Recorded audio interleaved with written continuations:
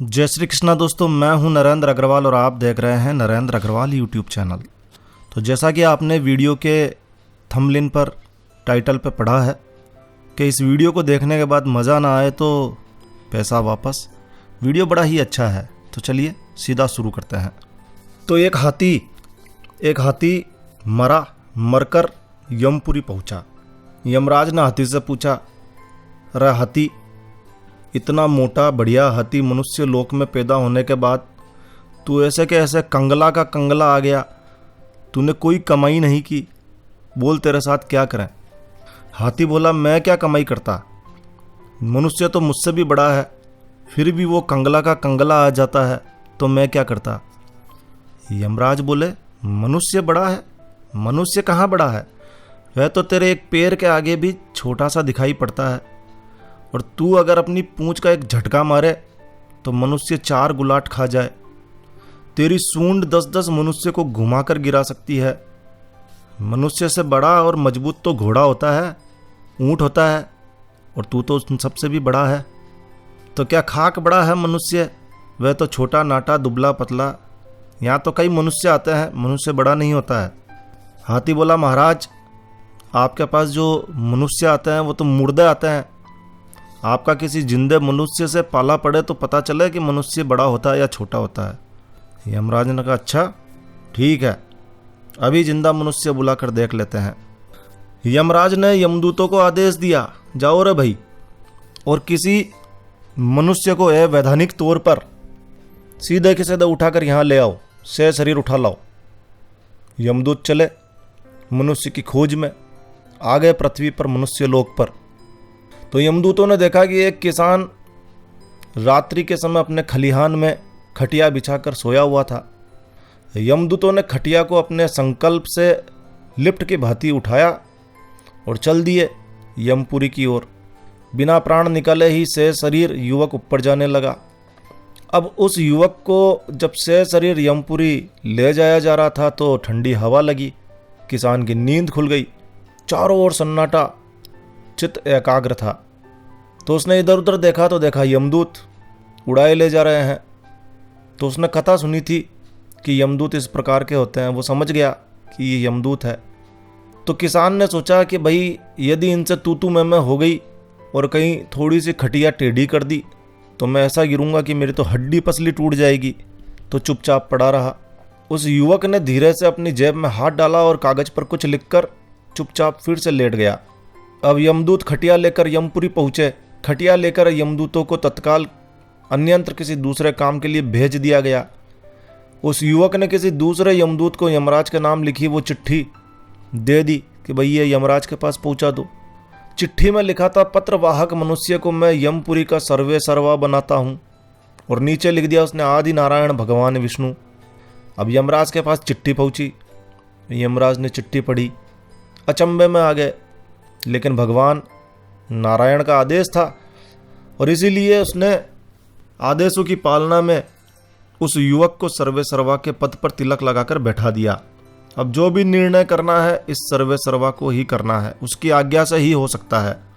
अब कोई पापी आता तो यमदूत पूछते, महाराज इसे किस नरक में भेजें, तो वो कहता बैकुंठ भेज दो, और उसे बैकुंठ भेज दिया जाता। किसी भी प्रकार का पापी आता तो सर्वे सर्वा उसे ना तो 80 नरक में भेजता, न किसी रौरव नरक में भेजता, न कुंभीपाक नरक में भेजता, उन सबको सीधे बैकुंठ भेज देता। थोड़े ही दिनों में बैकुंठ भर गया। उधर भगवान नारायण सोचने लगे, क्या पृथ्वी पर कोई ऐसे पहुँचे हुए संत महात्मा आ गए हैं जिनके सत्संगों को सुनकर दर्शन करके आदमी निष्पाप हो गए हैं, सारे के सारे बैकुंठ की ओर आ रहे हैं। अगर कोई ब्रह्म ज्ञानी वहाँ है तो उनका तो मेरे साथ सीधा संबंध होना चाहिए, फिर ऐसा क्यों नहीं हो रहा है? क्योंकि भगवान नारायण की और ऐसे संत व्यक्ति की तो सीधी लाइन होती है, तो सीधी लाइन तो ऐसी थी नहीं। तो उन्होंने यमराज से कहलवा भेजा कि भाई यहाँ आओ। यमराज पहुँचे, बैकुंठ पहुँचे। भगवान नारायण ने पूछा, भाई क्या बात है, ये सारे के सारे बैकुंठ में कैसे आ रहे हैं? क्या धरती पर कोई ब्रह्म ज्ञानी संत की कृपा हो चुकी है? यमराज ने कहा, नहीं नहीं भगवान, ये किसी ब्रह्म ज्ञानी संत की कृपा नहीं है, ये तो आपके द्वारा भेजे गए नए सर्वे सर्वा के आदेश से बैकुंठ भर रहा है। सर्वे सर्वा के आदेश से भर रहा है। भगवान सोचते हैं ऐसा तो मैंने कोई आदमी भेजा ही नहीं, चलो मैं स्वयं देखता हूँ। भगवान चले आते हैं यमपुरी। भगवान ने पूछा कहाँ है सर्वे सर्वा? यमराज ने कहा वो बैठा है सामने सिंहासन पर, आपने ही भेजा है। भगवान चौंकते हुए बोले मैंने तो नहीं भेजा। यमराज ने वो आदेश पत्र दिखाया जिसमें हस्ताक्षर के स्थान पर लिखा था आदि नारायण भगवान विष्णु। पत्र देखकर भगवान सोचने लगे नाम तो मेरा ही लिखा है, लेकिन पत्र तो मैंने लिखा ही नहीं। उन्होंने सर्वे सर्वा बने उस मनुष्य को बुलवाया और पूछा क्यों भाई, मैंने कब हस्ताक्षर करके तुम्हें यहाँ भेजा?